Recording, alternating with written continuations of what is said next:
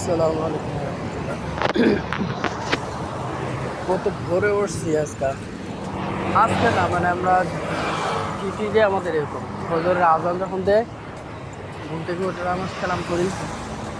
নামাজ কালাম করার পর ভাত ভাত প্যাকিং করতে হয়, তরকারি গরম করতে হয়, আলহামদুলিল্লাহ। তারপর কাজের জন্য রেডি হয়।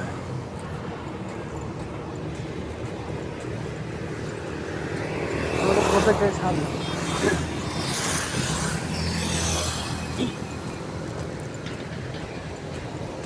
আমাদের দৈনন্দিন কাজের রুটিন এরকম। প্রবাস আমার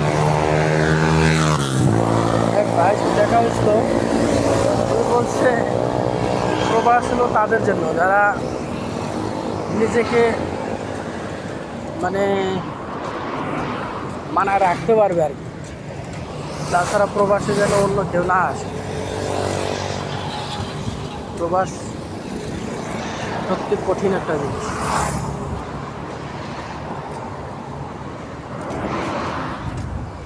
এই ঠিক আছে বন্ধুরা, শর্ট ভিডিও দিলাম, আজ আর ভিডিও লম্বা করি না। ঠিক আছে, আল্লাহ হাফিজ।